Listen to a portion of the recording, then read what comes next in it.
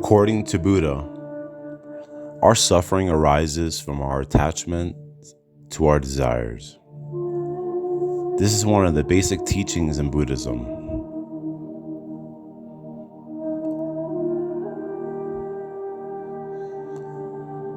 We suffer because we attach ourselves to external things, which in essence are beyond our control. And by doing this, we actually resist the fundamental truth about existence, which is that change is the only constant. We can all look back and see that our youth and our looks have and will fade with time, and that the people we love will eventually disappear in one way or the other.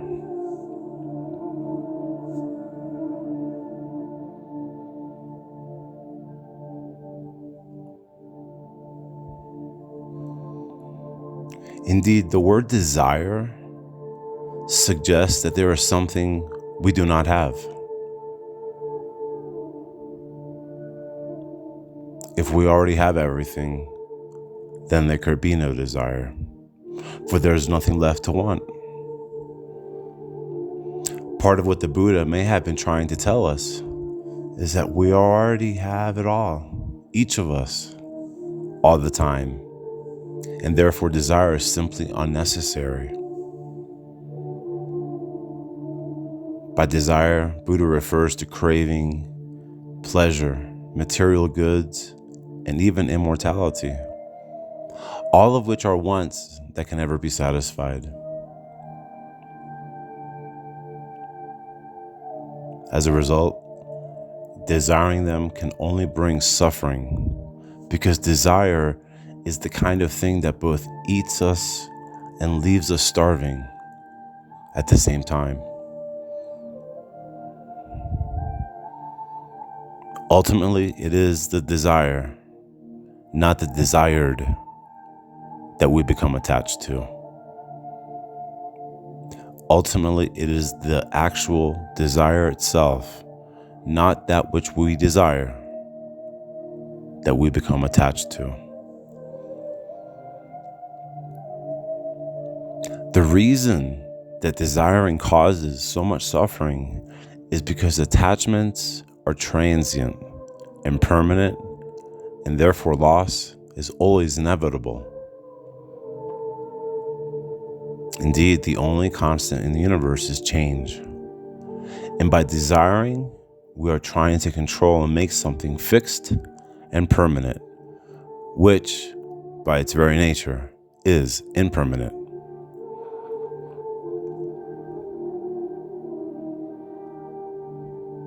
Our hand can only seize today, not tomorrow. And thoughts of our tomorrow are nothing but desire. Perhaps that is why desire causes us so much calamity and suffering in our lives. Look for yourself. By identifying or equating ourselves with our desires and taking them too seriously, we not only increase our susceptibility to disappointment, but we also create a climate inhospitable to the free and easy fulfillment of those desires.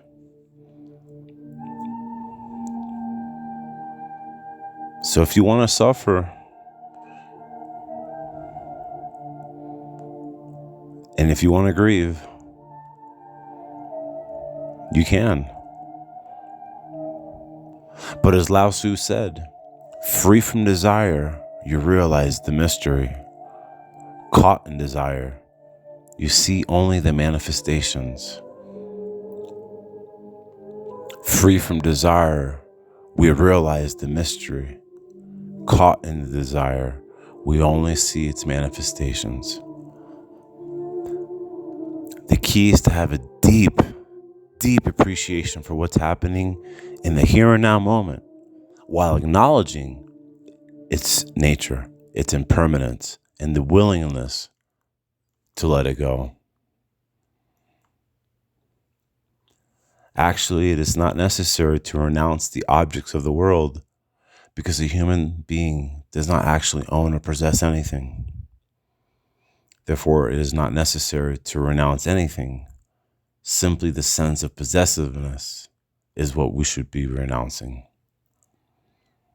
As the Buddha said, the good renounce attachment for everything.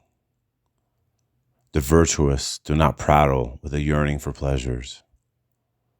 The wise show no relation or depression when touched by happiness or sorrow. Namaste.